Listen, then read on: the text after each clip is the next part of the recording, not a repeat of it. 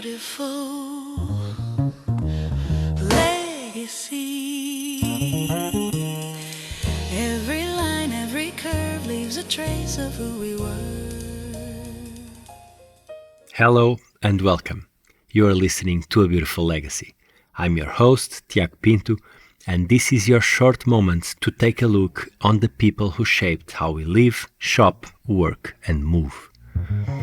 In each episode, we take 10 minutes to revisit one creator and uncover the ideas, the systems, and the choices that still define our world today.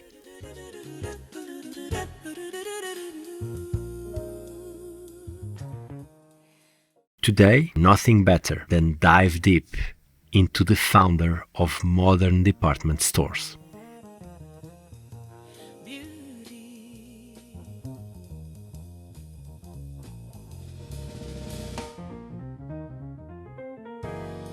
The episode today takes us back to London, and the year is 1909. The city moves fast, carriages, electric lights, ambition. But nothing on Oxford Street prepares people for this. A palace of glass and marble, filled with light, scent, and music. Shopping, once a routine, now feels like a revelation. This is not a shop. It is a stage, and its director, Harry Gordon Selfridge, is about to redefine how the world consumes beauty. Every line, every curve leaves a trace of who we were. Harry Selfridge was not born into wealth, but into movement. A boy from Ripon, Wisconsin, who worked his way from stockroom to boardroom at Marshall Field's in Chicago, the world's most advanced retail empire of its time. There, he learned precision, order, and discipline. But he also sensed something was missing: emotion. To him, retail could be more than transaction. It could be theater. When he moved to London in 1906, he found a city that was rich in culture, but poor in customer experience. British shops were places of restraint and silence. Selfridge wanted to open the doors to imagination. His belief was simple yet radical. The customer is always right, but beneath that phrase lay something deeper, a democratic idea of pleasure. Shopping, he believed, should belong to everyone.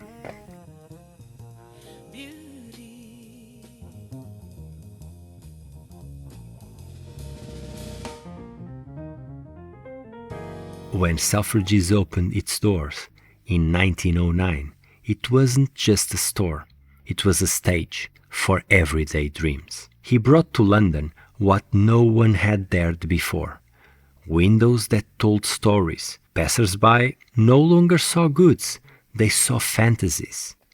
Open counters, shoppers could touch, compare, and decide for themselves. In-store cafés, libraries, and rooftop gardens, a visit to Selfridges could fill a day or a life. Cultural events and exhibitions, from art to aviation, he turned commerce into curiosity. The building itself was a manifesto. Grand columns, vast atriums, built not to intimidate, but to inspire.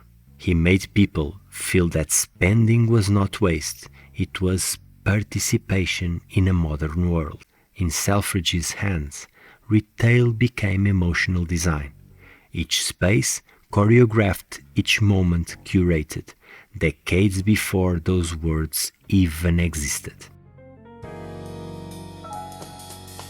With fame came indulgence. Harry Selfridge became a social sensation, racing cars, dining with actresses, gambling fortunes away. When the Great Depression struck, his empire trembled. By 1941, he had lost his fortune, his position, and his store. He spent his final years quietly, living off small pensions, walking past the same shop windows he once commanded. He died in 1947, nearly invisible to the city that once adored him.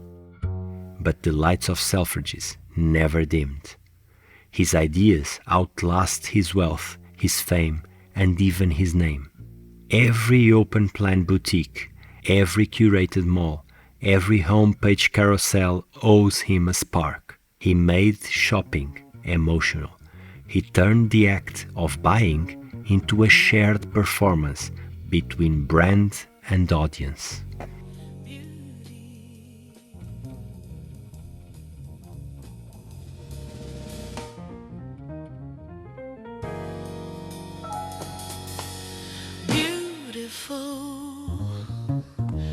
Legacy.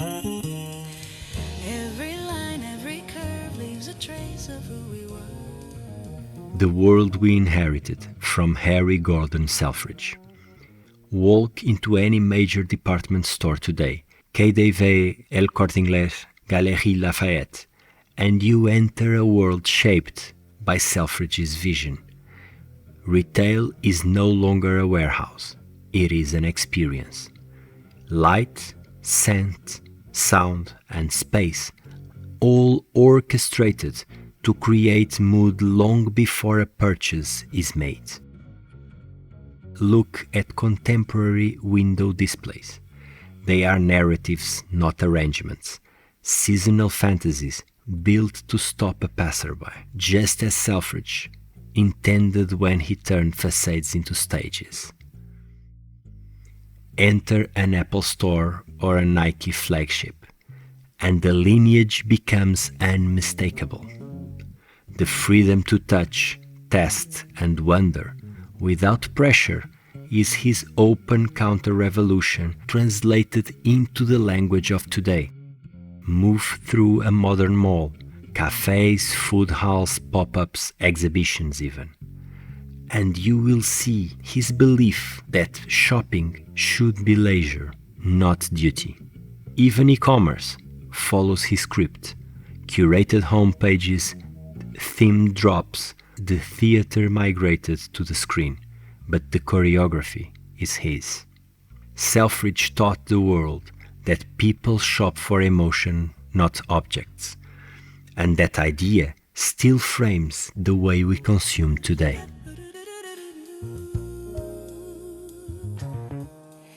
Legacy. Harry Selfridge didn't just sell products, he sold possibility.